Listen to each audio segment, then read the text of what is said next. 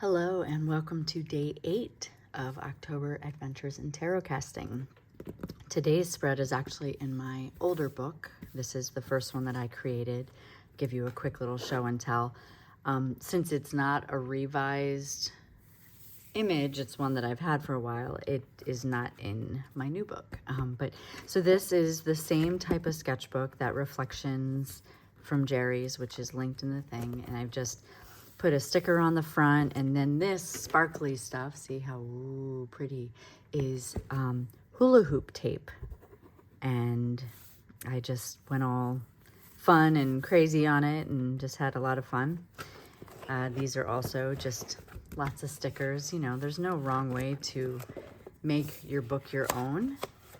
So just a little, I've also showed some of this in other videos, and then, you know, I have those are all my stickers from this one. So let's find the Hibernation. So here we are. Again, I take these spreads on the newer ones. I've taken those and I've put the spread on this page, but this still has like the elbow, the shoulder, the spine and neck, the sprouted seeds, the clouds. Like I have all of them in there. It's just not drawn how this is. But let's just get into it. I call this hibernation or a winter's nap, right? And so we have, let's see, I'm actually going to grab, I have my tiny tiles out, but these are large placements. So I'm gonna switch these out. This is another bag from Moonlit Fae. It is so amazing. But we're gonna use my larger felt tiles for those. So I figured for the card placements on this one, I want to use Oracle instead of Tarot, and then I'm going to use Tarot as the smaller ones. So this particular picture is a person laying. You can see their head and then the shoulder and the elbow, and they're kind of laying like this. And then the wintry scene has just kind of fallen down on them. And I think when I was creating this, because I did it a few years ago, the idea of our hustle and bustle culture during the quote unquote holiday season of whatever you celebrate around Yule, whether it's Christmas, Kwanzaa, Hanukkah, or one of the other vast celebrations, it's become such like a consumer culture where, what's it? I'm looking for the word, like our inner body knows we're meant to be calming down. We're meant to be tucking away for the winter. And every year around this time, I get this pull to just really go into my hermitage. Really just, you know, you think I don't leave the house now, just wait until November through February. I barely leave the house and I barely let anybody over.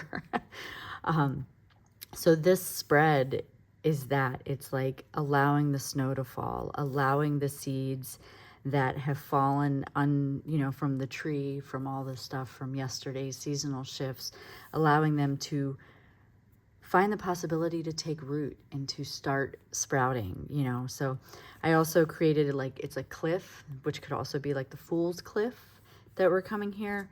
You'll see deer a lot in my art because I love deer. Deer is my animal. We have so many that live on our property, and they're kind of like, before I realized that they were an animal linked to my birth, I just always have had a very special connection with them. So you'll find them a lot in my art. I've used them in my Lenormand deck to substitute the Lady and Gentleman card. They've shown up here. There's a whole spread we have that's just the deer. So you'll see it a lot. So on this, you know, being that I like tattoos, I've been a tattoo artist for 24 years. I also drew the fallen leaves as part of this figure's tattoo. So that's kind of like the spread imagery background. So you could use this as an oracle. Like if you were using this card and it came up in a reading alongside tarot, it would probably tell you you need to like hibernate. You need to tuck in, you know, what parts of these cards would really branch out for you. So let's get into the spread. Let's see how this works, you know. So we have 4 placements for regular size cards. You could use Oracle, you could use Tarot. Like I said, today I'm going to use the postcards from the Liminal Space. The elbow, and this is what has been nudging you, urging you on, right? So maybe you've been wanting to hibernate, but this is what's nudging you, keeping you in that, come on, let's do it, let's do it, let's do it space, right? This is such a wonderful deck. It was actually gifted to me from Richard of Odd Mix Market. He thought that I would like it, and he was not wrong. So let's see what's the elbow is nudging us, right? So we'll put that, and it's the whatever at the crossroads, the blank at the crossroads. Yeah, always that decision, like what's next? Where do I go from here? And that's, I mean, if that's not just like a nudge from the journey saying, hey, yeah, where do we go from here? What has brought me to the crossroads? You know, is it a deal that I'm making with the demon to pull in my supernatural friends? What are we finding at the crossroads? And as we know, crossroads are a very spiritual place. They have a lot of myth and lore tied to them. So what's nudging me is probably the desire to really dive deeper into my own studies, because there's a couple pathways ahead of me. Like, I know what's nudging me at my crossroads. So for you, you might want to journal with that, right? The shoulder. So then we get here to this part, and you could even, if you don't feel like working with the person, you could say the deer, but the shoulder is, what are you carrying that may benefit from letting go? So in order to really see what's nudging me, this is the weight that needs to be let go, like the weight that we carry on our shoulders, especially when you're melting into the ground for the winter nap. What are we carrying that could be benefit from letting go?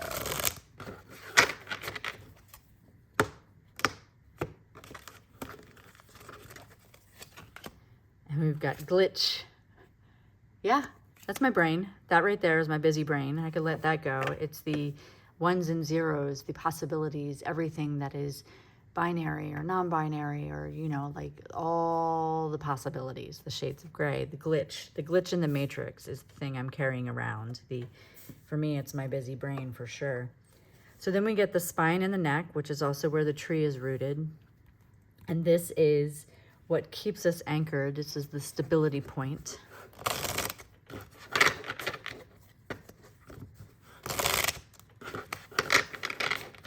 And traditionally, when I created this spread, these would be tarot cards, and then the tiles would be Lenormand. So this is actually me branching out and doing something a little different.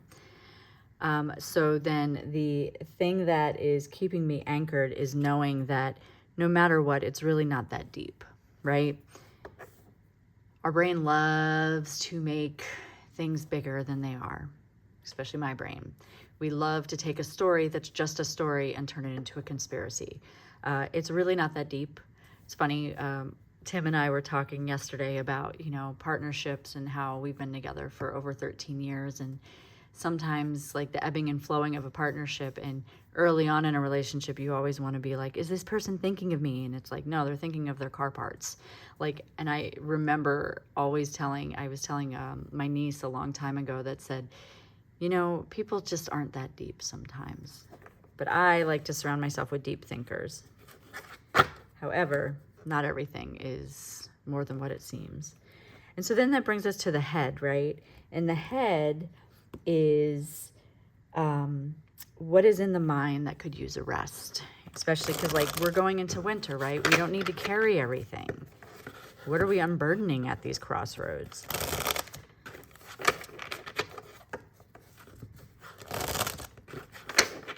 And so this is what is in the mind that could use a rest.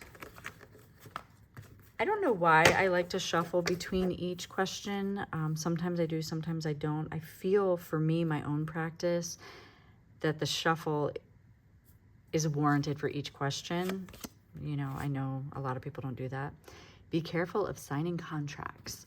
So what needs to be let go is in the restful place is maybe just allowing things to be put off for a while. I know we're going into a retrograde period. Of course we are, next month.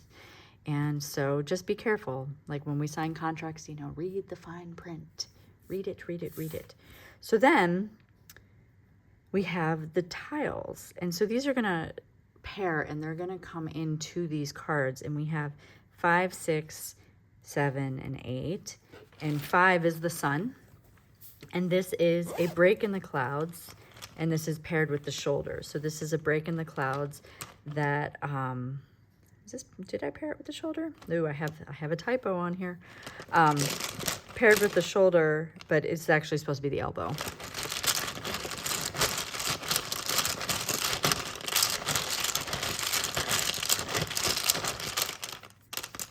And we have the Page of Wands. And that's a nudging energy, right? Because that's definitely something that's saying, hey, did you look at this? Did you look at this? I could be this person at the crossroads, that Page of Wands energy, being so inspired by everything. And that's why I'm standing there not knowing what decision to make, because I want to do all the things. But being that we're going into hibernation, it's not time for all the things. Like pick one. And then we have 6, which is paired with the shoulder. And this is glitch. So this is the branches, the tiny branches. They point to the opportunities to branch out. And this is when we let go of the overactive mind, then we can branch out. And so that's the star. And that lets us know that once we do make a decision, once we do let go, the star, the universe is like, okay, good. Now you can get out of the way and let me do my thing. And then we have It's Not That Deep, which is our neck and spine. And that is paired with the 7, which is the sprouted seed. This is what is germinating from that anchor point of stability. So knowing that it's not that deep, we're allowed to branch out. We're allowed to sprout.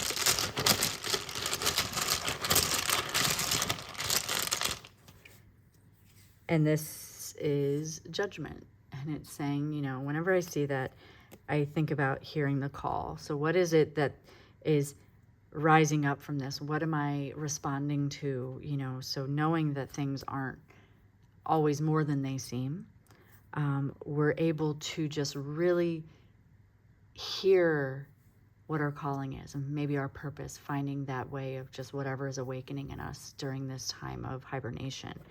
And then we go to the head here and we have the clouds. And the clouds help bring clarity to the thoughts or the mental fog that's going to arise after a long winter nap.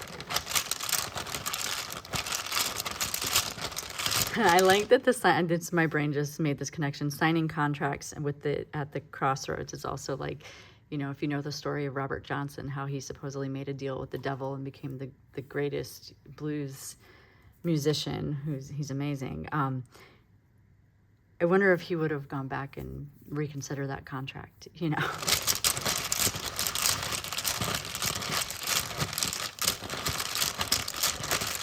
The clouds, with that, we have the High Priestess. And that really says, you know, be careful, look deeper. The High Priestess with that is like, trust your intuition. If something feels awry, don't go for it, you know. And that gives that clear through the fog. So that's just how I would use this one. I'm going to put this one off to the side so I remember to change that thing. And we will pick tomorrow's card. Still have not gotten the approval, but it's okay. As soon as I do, I will let you know for these, and then I will post the link.